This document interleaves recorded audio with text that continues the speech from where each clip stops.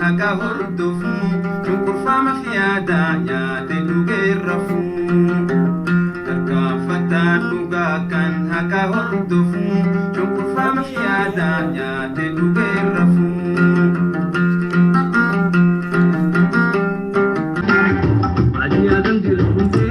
Daawwattoota keenya kuni qophii keenya kan dilbata jechuudha. Dilbata galgala qophii simbirtuu bilisummaati. Sagantaan simbirtuu bilisummaadha maali? Hanga xumura sagantaa keenyatti kanneen hubannaa akkasumas qophii simbirtuu barii irraa hubannoo eega walii kenninee booda gaaffiiwwan jiran irratti marii ajaa'ibaa gaggeessuuf deemna.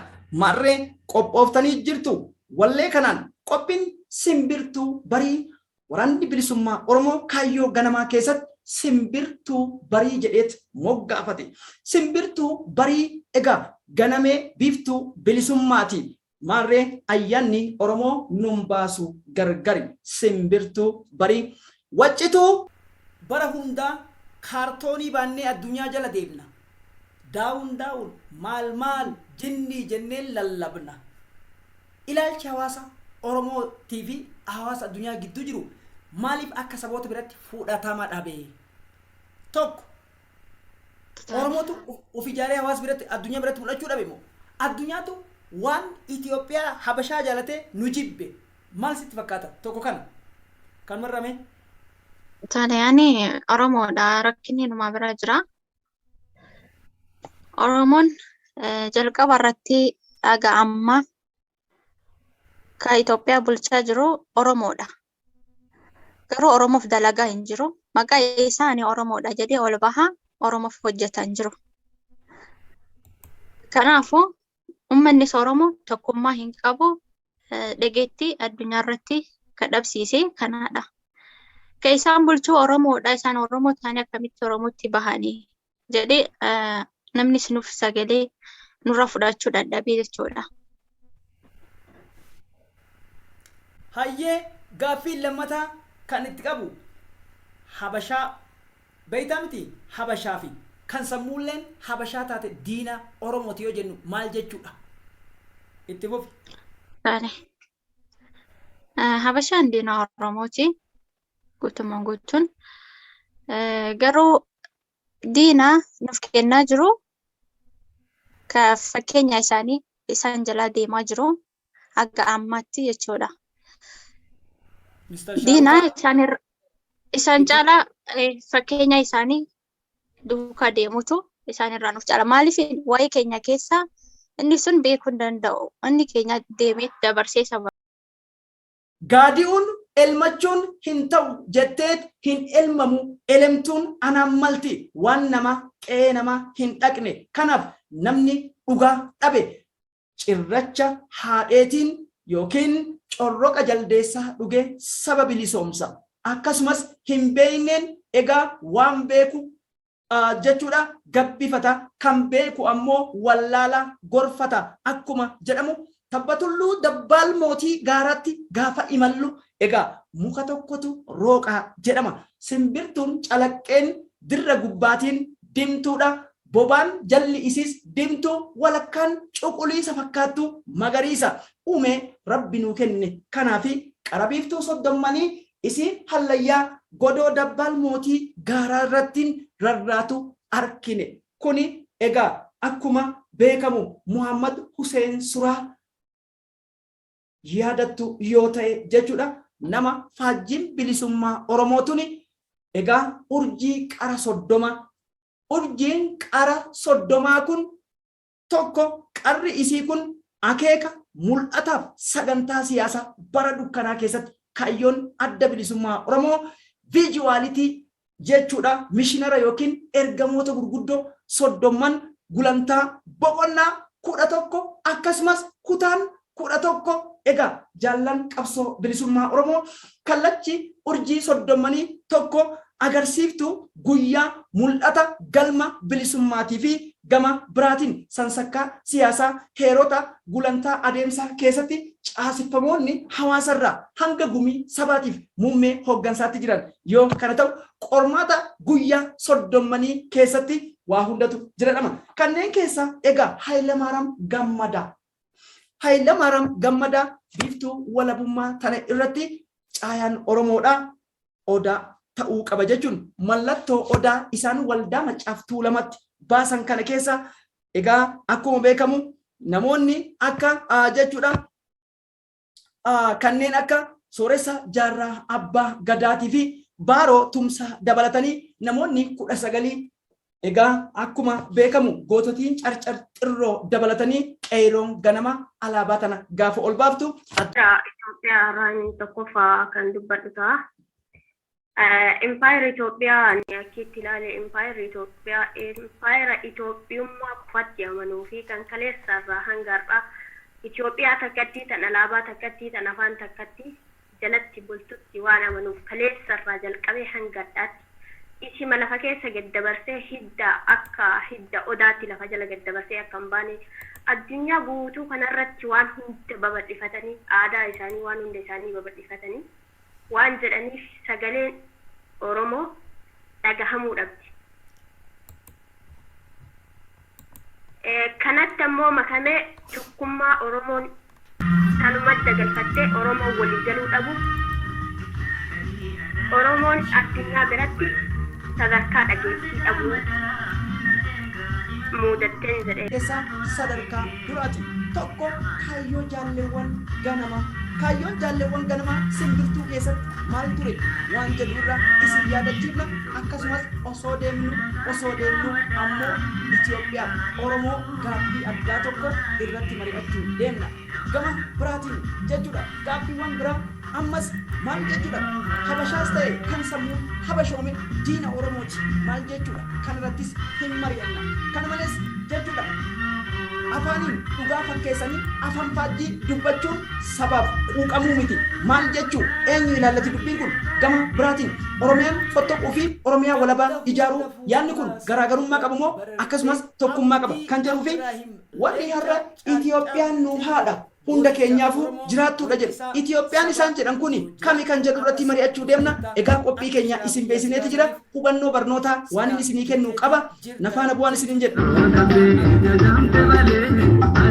Eshi carraan hakiin taniif galatoomaa jecha maal seetan dhugaa rabbi yoo dubbanne Oromoo kan awwaaleef kan Oromiyaa awwaale sirna naafxanyaati maaliif Itoophiyaatu dhufee Oromiyaa irra taa'e malee Oromiyaan dhuftee Itoophiyaa irra hin seenye maaliif sirni nama nyaataan dhufee Oromoo irra taa'eet akka sagaleen Oromoo hin dhagaamneef akka Oromoon aadaaf duudhaa ofii ol baaftee addunyatti hin mul'ifne kan godhe sirna nama nyaataa sirni ristii deebisuuf har'allee Oromoo lafarraa balleessuuf duguuggaa sanyii kanatu akka Oromoon addunyatti hin beekamne kan godhaa ture kanaan durallee sirna kana hayyoota meeqa kan beekumsa qaban kan mootummoota addunyaatiin wal wadaaddaruu danda'u.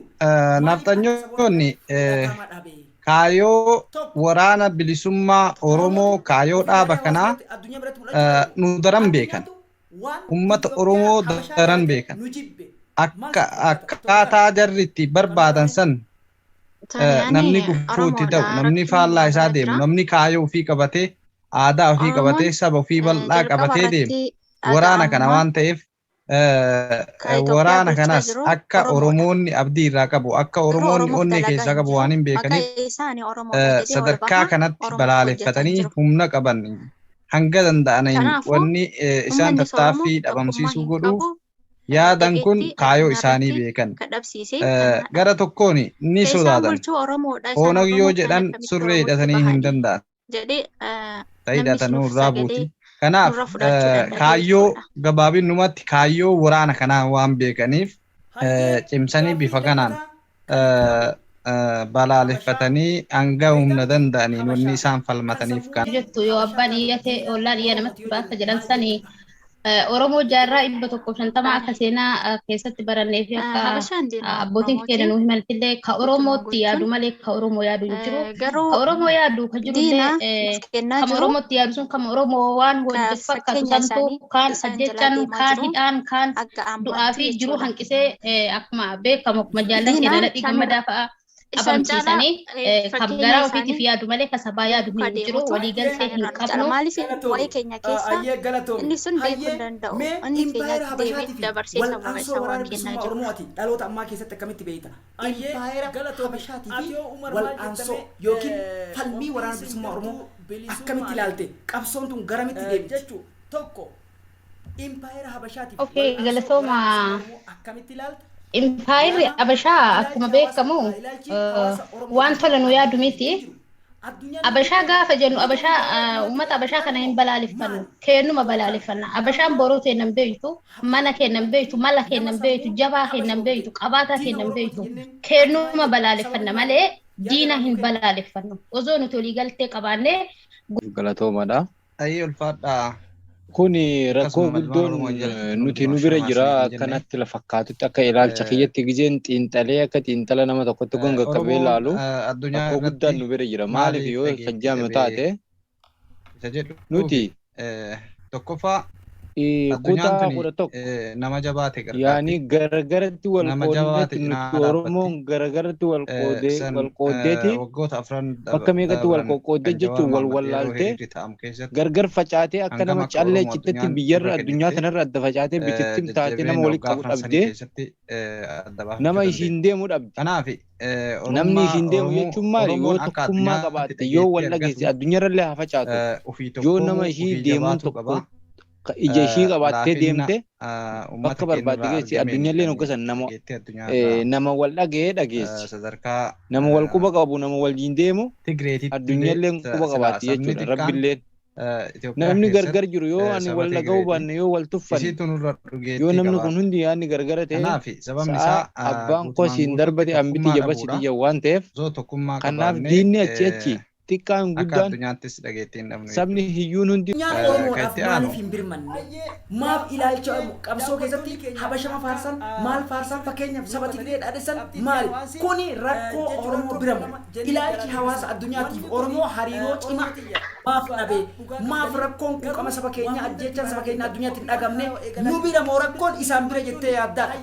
Qabsaa'onni galata akkamii akka jaarmiyaa kana galchan rakkoon inni jiru tokkoffaan nu bira lammaffaa ammoo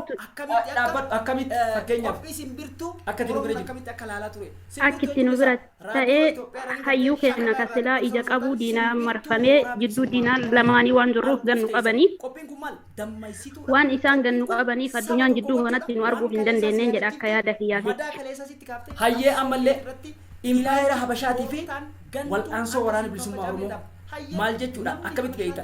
Impaayerri Habashaa maal fakkaatti? Wal'aansoo waraana bilisummaa Oromoo maal fakkaatti? Mee kana keessa haga beektu haga lubbuu keetiin beektu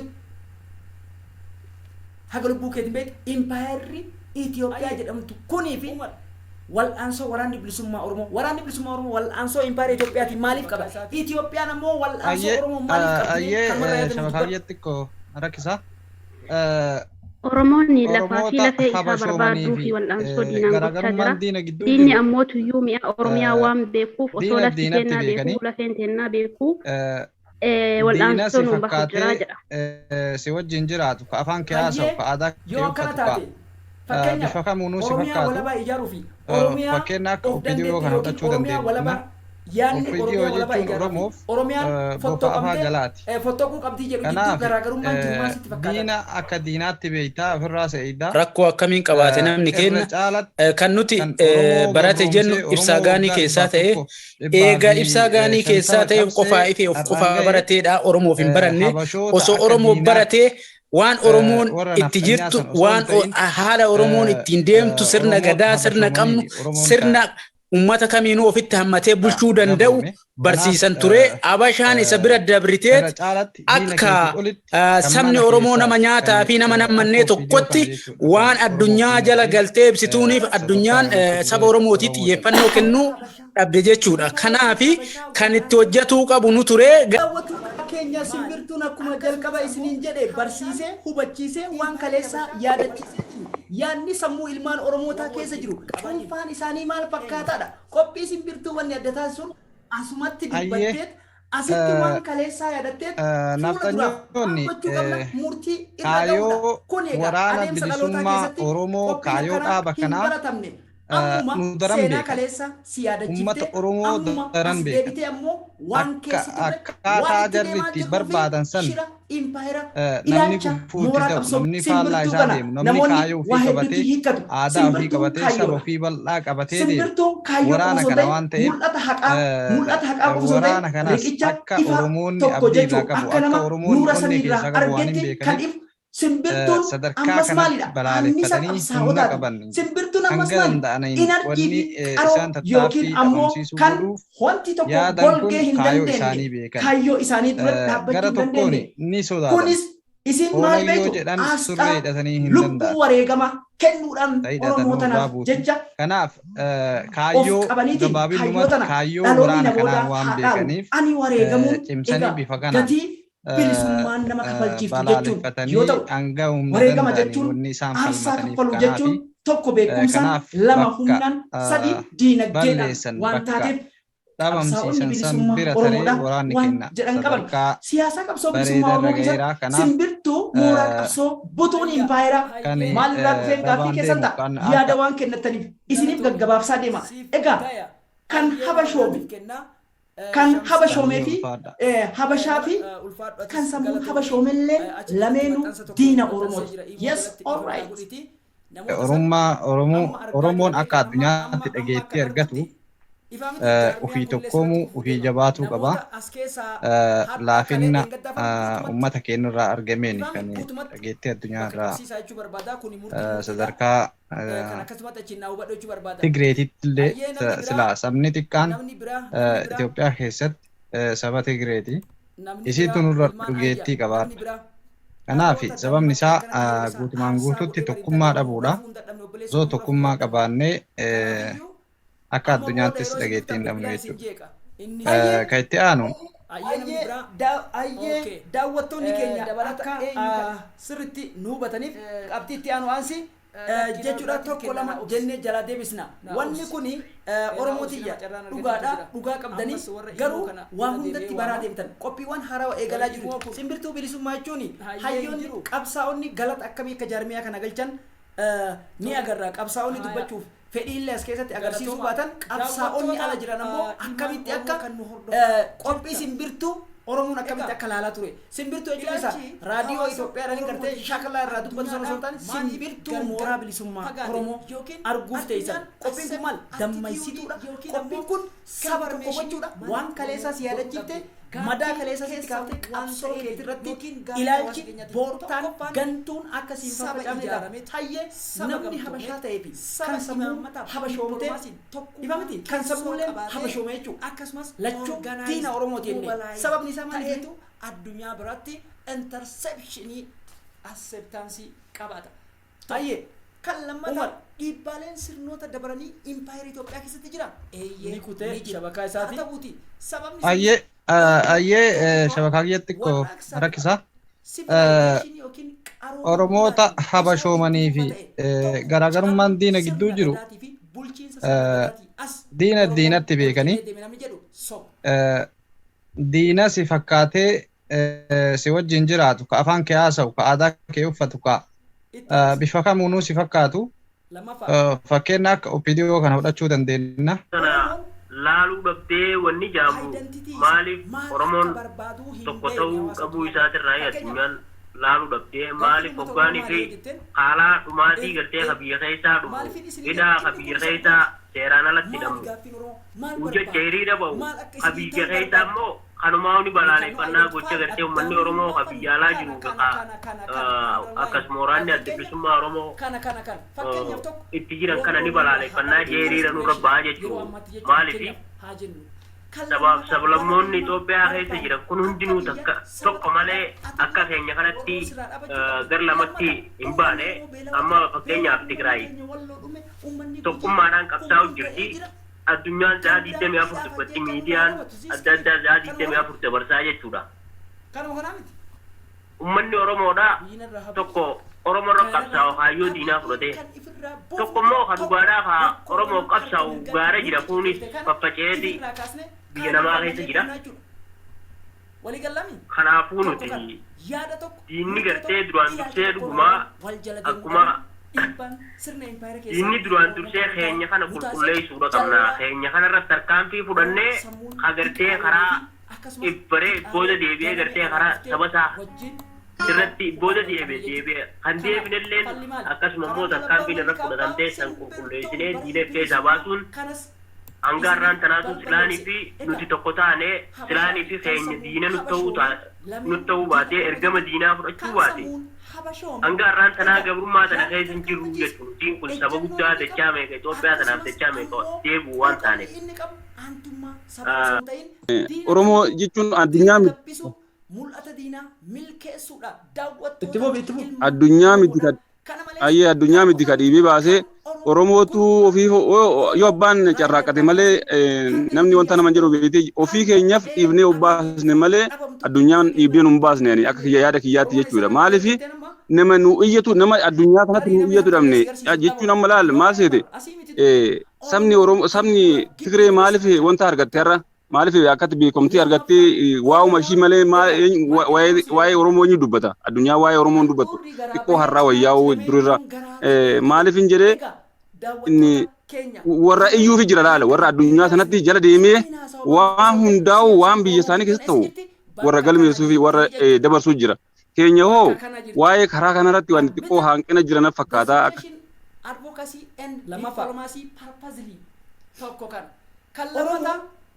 Kan lammataa maalidha? Identitii isa maal akka barbaadu hin beekne hawaasa addunyaa biratti. Fakkeenyaaf gaaffiin uummata Oromoo maali yoo jettee kanaaf maaliifin isin jedhu inni kun isa dhugaati. Maali gaaffiin maal barbaaddu? Maal akka isinii ta'uu barbaaddu? Yookiin we cannot identify addaanuu hin baafanne kana underline gaaffiin keenya akkasumas kana fakkeenyaaf tokko roorroon nurra haa dhaabatu first patient yeroo ammaatti jettu fakkeenyaaf haa jennu kan lammataa walabummaa barbaanna akka biyyatti saba ta'uudhaaf ati baafamne roorroon sirraa dhaabachuu qabdi. Lammata uummanni Oromoo beelawaa jira. Beelaan uummanni keenya Walloo dhume uummanni Gujii dhume kun ta'ee jira. Mirga kan biraan hidhaaf jecha nurra haa dhaabatu siiskiliin kan horan akkasumas qabsoo ofii kennoo lubbuu aarsaa deebii hin qabne biyya walabaa kanarra haa ta'u abiyyiin kan ifirraa boofnu dura tolfaate rakkoo gama harka mirgaatti nutti ciqilte kana ifirraa kaasne kaaniin falmateenyaaf leecalloo isaarratti hawaasni addunyaa ilaalcha akkamii nu qaba jecha takka qofaan kana eeganuu goote booda maaliif miidhaa saba keenyaa gumuu saba keenyaa kana dubbanne Oromoo biraa rakkoon jiramoo isaan makkaleessa Habashaan uummanni kun badaa jedhanii badooma sanii nu biyya jiran eenyu abbaan rakkoo hawaasa addunyaa nu jibbe dhugaa keenya dubbanne jennee daawun jenne moo nutu itti fufi kan ilmaan ishee akkasumas ayyee kuni gabaabumatti addunyaan waan argite dubbatti kan rakkoo qabu kenna rakkoo akkamiin qabaate namni kenna kan nuti barate jennu ibsaa gaanii keessaa ta'e eega ibsaa gaanii keessaa ta'e qofaa ife of qofaa barateedha Oromoof hin baranne osoo Oromoo baratee waan Oromoon itti jirtu waan haala Oromoon ittiin deemtu sirna gadaa sirna qabnu sirna ummata kamiinuu ofitti hammatee bulchuu danda'u barsiisan ture. Habashaan isa bira dabriteet akka sabni Oromoo nama nyaataa fi nama nammannee tokkotti waan addunyaa jala galtee ibsituuniif addunyaan saba Oromootii xiyyeeffannoo kennuu dhabde jechuudha. Kanaafi kan itti hojjetuu qabu nu ture garuu kan dursee hojjetaa jiru diina. Kanaafi akka ani jedhetti yoo hiiteef yoo afaan atin beene tokko yoo namni biraanaaf hiike kana yoo jedheetin jedhe abbichooma beekusan fudhata jechuudha. Oromoon kana jedhanii yoo itti himan diinonni keenya waan gaarii ni mankaatti. Maaliif waan gaarii yoo itti himan sabni kun saba akkanaati saba gaariidha jedhee addunyaan fudhata waan ta'eefi faallaa isaa itti himan waan ta'eef addunyaan isa fudhatteeti warra isii hordofee isitti waa himu waliin deemtee saba Oromoo daangatti baaste jechuudha. Daangatti ilaalcha kennituuf xiqqeessitee laalaa turte. yeroo dhiyoo tana keessa hayyoonni xiqqoo as bahanii sabni Oromoo saba akkanaati, saba nama ammatuun, saba jaalatamaadha, saba kamiinuu ofitti qabee guddifachaan jiraatu jedhanii yeroo dhiyoo tana xiqqoo isii ammallee gahaadhaa miti hanga takka ija nurra keette jechuudha. Isii tana kan malaasee baasee diina kana nurraa jaamsuu qabu kenna ture ammas kennuma irratti hojjechuu qaba namni kenna jechuudha. Barbaannee maaliif dhuguma Itoophiyaan isaanii biyya haadha hundaa ta'uu ni dandeessi. Gaaffii keessan akkasumas barruu kana keessatti wanni isin hubattan biyyi Itoophiyaa jedhamtu kun eenyu? Namni abbaa dhugaa ufiin jedhu kun garuu yaaliin inni godhu maali? Kaayyoon jaallan qabsoo bilisummaa Oromoo maali? Kaayyoo jechuun maali? Mul'anni kaayyoo gootota ganamaa yookiin ammoo qaaliiwwan qabsoo bilisummaa Oromoo kaleessa maal fa'aa ture? Quba qabdu laata? Maarree qophiin keenya wal duraa duubaan tartiibaan yeroo isaa eeggateetiin isinii dhufa. Isinis obsa godhachuun hanga xumuraatti galaanuti dhamaaneet isiniif qopheessine kana seenaa qabsoo bilisummaa Oromoo kana keessa. Mee fakkeenyaaf waa'ee tokko waliin laalla. Afaan Amaaraan haasa'uun yookiin dubbachuun sirba afaan Amaaraa dhageeffachuun fiilmii yookiin diraamaa afaan kanaan hojjetame ilaaluun isa kana qofaa miti. Egaa dinqisiifachuun miidhaa akkamii qaba? Simbirtuun kana hunda ati dura hin geenye turuu sirraa dhabachuu qabdi. Lammata uummanni Oromoo beelawaa jira. Beelaan uummanni keenya walloo dhume uummanni hata keenya kun ta'ee jira. Akkuma kan biraa hidhaa jecha nurraa dhabatu keenya kan hora amma gaanutis kan hora tokko qilleensa irratti isin affeereetiin gargar kanarraa haa ta'u abiyyiin kanneen buufnu dura tokko rakkoo gama harka mirgaan keenya nutti ciqilte kana idirraa kaasan itti kaaniin falmannee buufnaa jechuudha. Ilmaan ayyaa waliigalame tokko kan yaada tokko murtoo tokko ilaalcha tokkoon Oromoon wal jala deemuu dhabuun dhiibbaan sirna impaayera keessaa akka Oromoon tokkoon taa'ee mutaasee jallaa hin dagatinaa isiniif warra sammuu diqaaloomee fi akkasumas diqaalee ganamee alaa dhuftee wajjin egaa hudhaan wal qabne jechuudha. Egaa kanaaf falli maali? Karaan kalabbaa malli kaabbaa simbirtuun barii bilisummaa kanas isiniif balballoomse. Egaa hordofaa turtan Habashaa fi kan sammuu habashoome lameen diina Oromoo jechuun kan sammuu habashoome.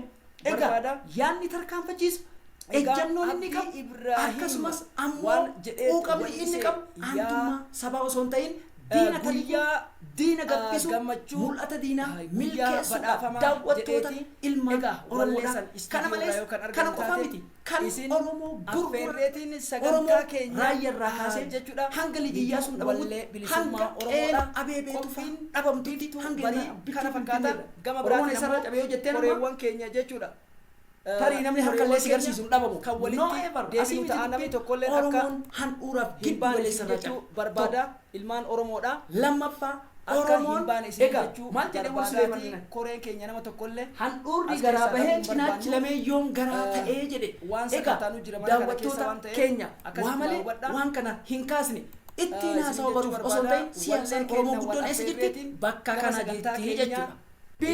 Simbirtuu bilisummaa tanaan wal qabsiisnee jiru kaayyoo jaallan ganama akkasumas egaa waa'ee impaayera Itoophiyaa fi wal'aansoo waraana bilisummaa Oromoo takkanaa deebista. Kan biraa Habashaa fi kan sammuu Habashoomallee diina Oromoo jechuun maal jechuudha kan jedhuuf waliigallaa miti.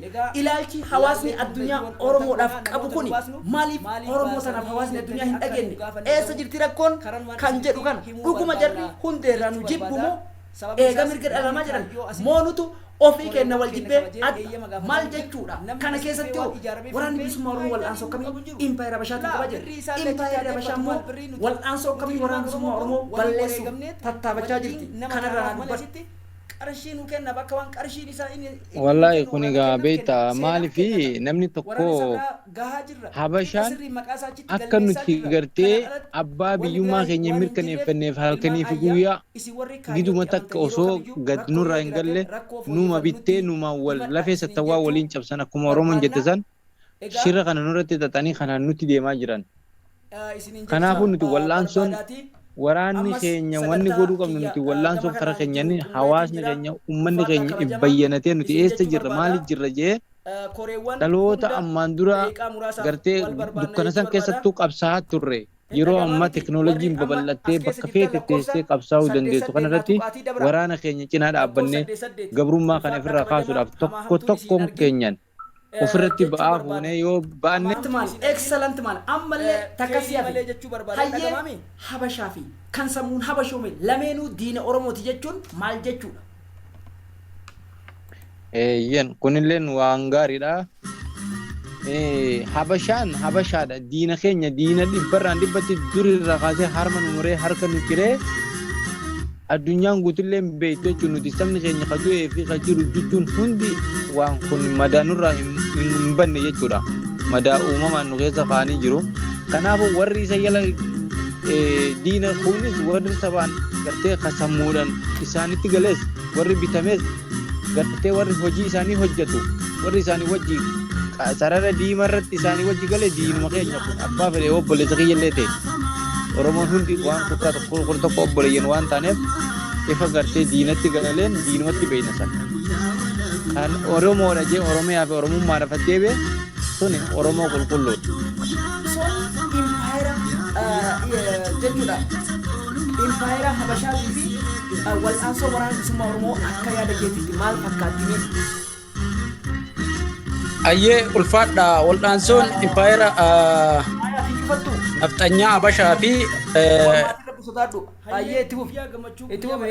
waraana bilisummaa Oromoo maal fakkaatti ka jedhuufi waraanni bilisummaa Oromoo dammaqee waan saba isaa irratti raawwatamaa jiru hubatee natu si beekaa irraa natu ofii beeka kan jedhu fudhate.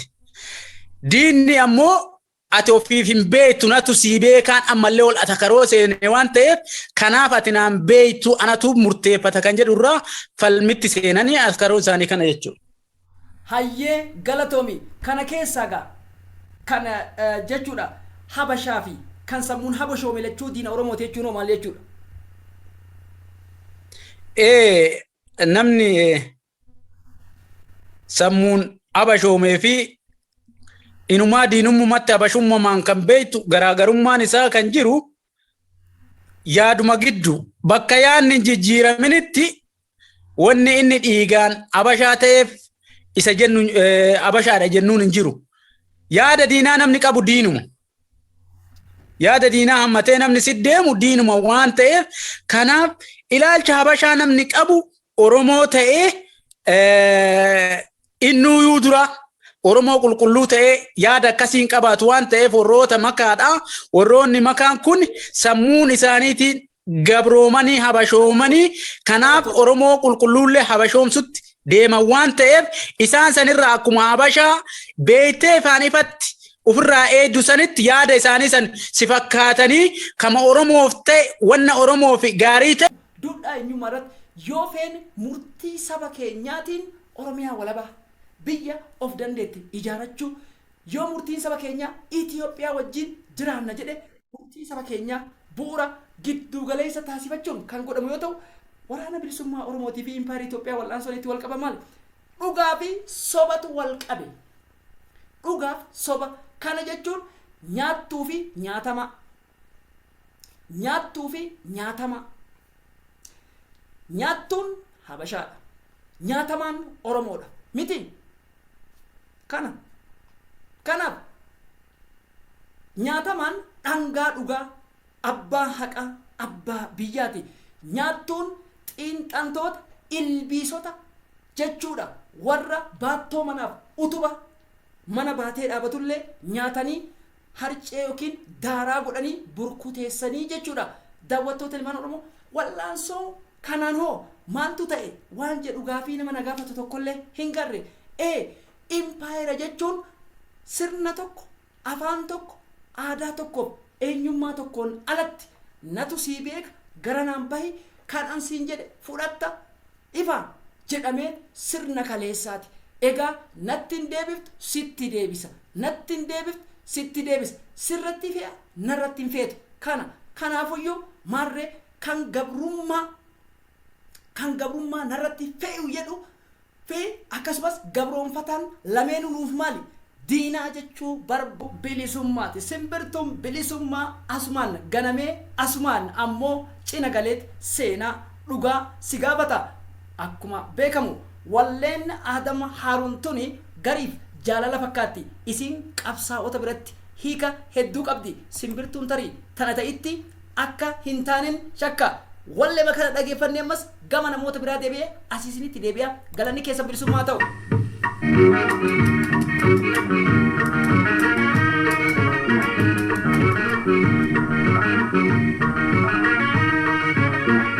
Ada ibsame qofa fadeenyaan si dhageessisa.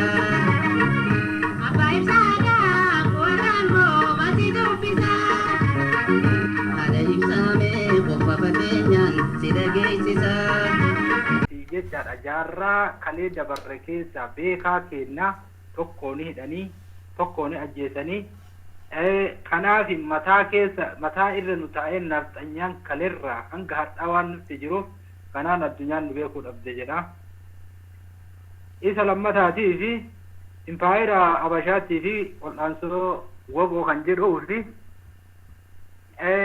Habashaan tuni kalee irraa nuti waan wal hin qabneef jechaadha. Waan nuti wal qabannee hin deemne waan diina of gurguruuf waan ofii keenya harka of keessa keenne diinni ammoo hanga ciqilee nu keessa kaa'u keennatu waan nutti jiruufi kanaaf Habashaan hangana nurratti goobdee hangana nurra geette jechuudha. Isa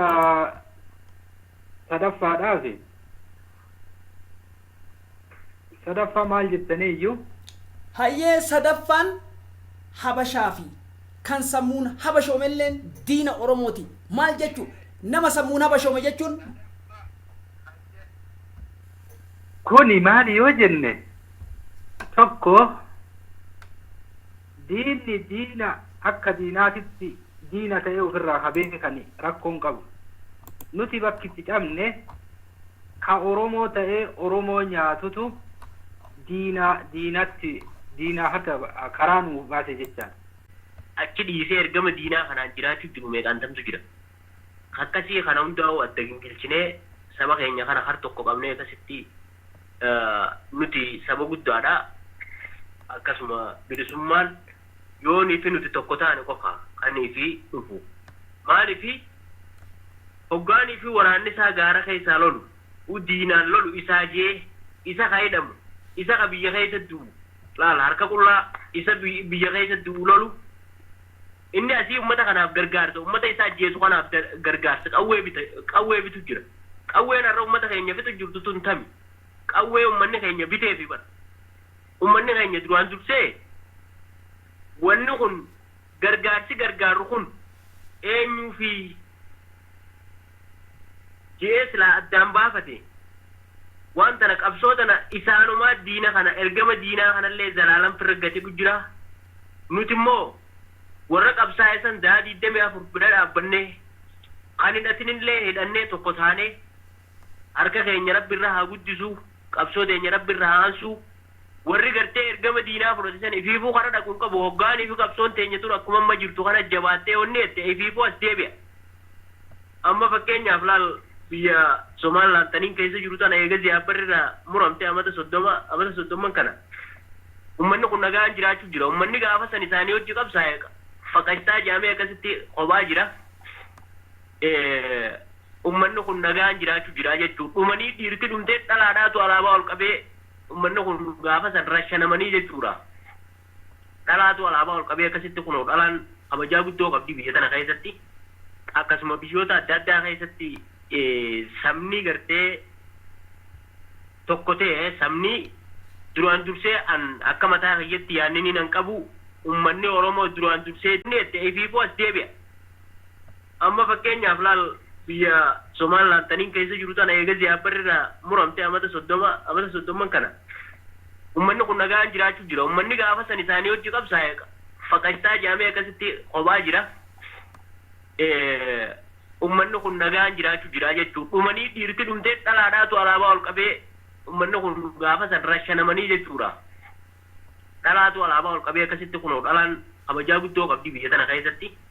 Akkasuma biyyoota adda addaa keessatti sabni gartee tokko ta'e sabni duraan dursee akka mataa kiyyaatti yaannini nan qabu ummanni Oromoo duraan dursee. Daawwattoota keenya egaa Aadamee Ibsaadha jechuudha goota qabsoo bilisummaa Oromoo ganamaatti gaa walleewwan hedduu jechuu kan addunyaa kanarraa dhabaman hanga haasawa Ayyub Abubakar raadiyoo Harar bara 19 jalqabaa keessa jiran hunda jechuudha walitti funaanneetiin yeroo hunda qophii simbirtuu bilisummaa irratti waan kaleessaa nama yaadachiifne annisa har'aa guutanne barbaadaa egaa kan hordofaa turtan kana fakkaata sagantaan keenya jechuudha kan nufaana buutaniitu hordoftan ilmaan Oromoodha galanni kabajni keessan bilisummaa haa ta'u jechuu barbaannaati walleewwan kenna studio irraa jechuudha isin affeerreeti kan gaarii isin jenna biiftuun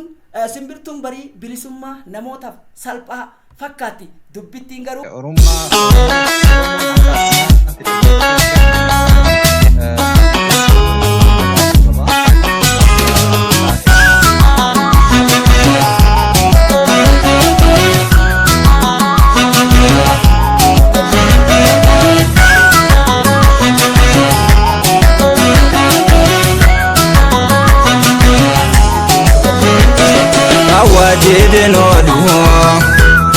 Kana wati muraire goza galoi Ozani njifana kumoko Gantu bakalano Ya Rabbiko Nakuti verigo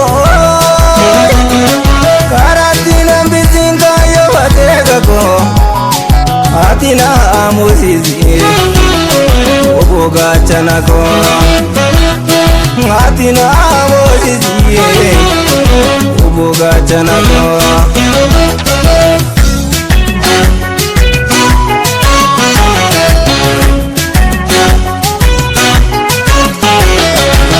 Ngutalule hide kabzo Tati biru kwa kalemo Warimura kapso Wangu bustanu madali Jalan sabab tanggali Bedi gandarangari Mada ubu dia segiti Mama Zaida baditi Afini nukatsuni Iye gabrun sanu dante Guta kake mpiri somti Ajabadu kalsoti Ajabadu kalsoti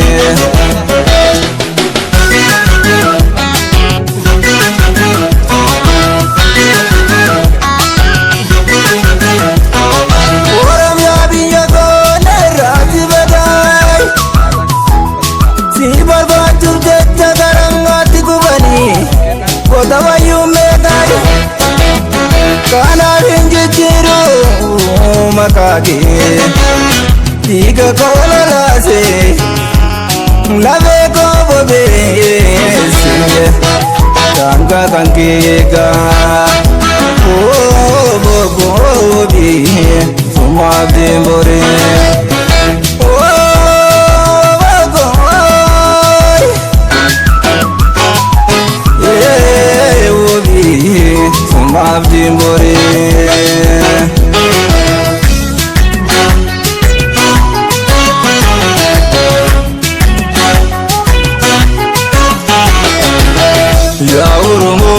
sawaguda wokota odina jinsa wokumano hinisa murumia biya gota siratana bejanota jalalami fadodan murumia biya gota